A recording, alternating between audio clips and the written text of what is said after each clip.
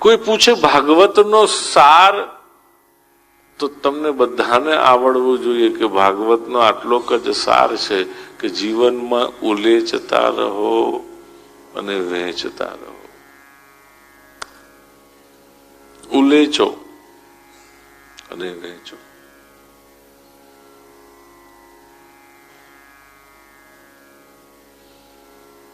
એક ગામમાં કથા કરતા હતા, ત્યાં એક વૈષ્ણવની સાથે મળવાનું થયું. એમણે પૂછ્યું કે તમે 3 શબ્દમાં ભાગવતજી કેવું હોય તો શું કહેશો?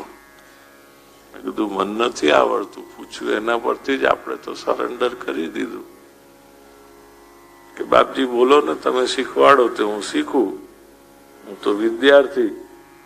અને જેને સુખી થવું હોય એને આજીવન વિદ્યાર્થી રહેવું, તો શીખવા મળે, કંઈક ને કંઈક નવું શીખાય.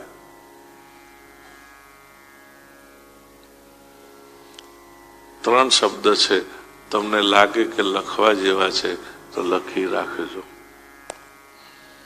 મોબાઈલમાં લખો, કાગળ પેનમાં લખો, મગજમાં લખો, જ્યાં લખાય ત્યાં લખી રાખજો.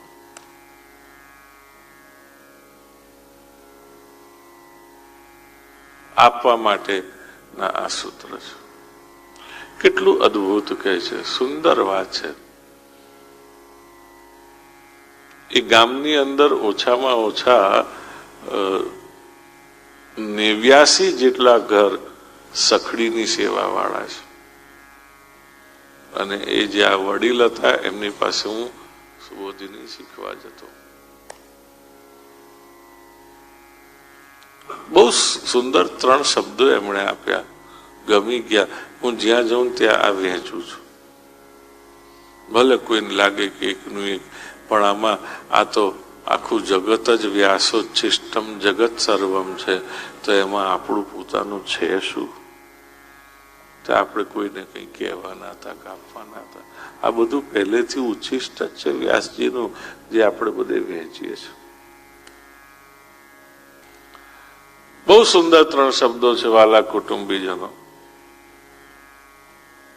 વાપર્યું એટલે પોતાના માટે જેટલું આપણે જીવનમાં વાપર્યું એટલું ખોયું. વાપર્યું પોતાના માટે, પોતાની પાછળ, એટલું ખોયું. બચાવ્યું એટલું બીજાનું.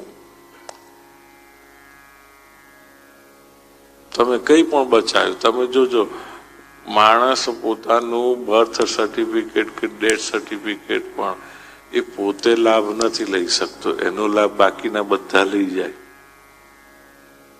અને તોય આખી જિંદગી હળિયાપટ્ટી એની હોય, મારી માથાકૂટ શેની હોય? પોતાના ડેથ સર્ટિફિકેટ ને બર્થ સર્ટિફિકેટ.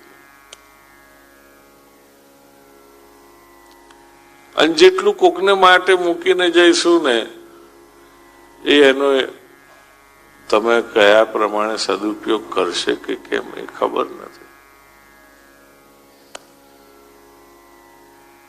એના કરતા પોતાના હાથેથી જેટલું કર્યું એટલું જ સાચું.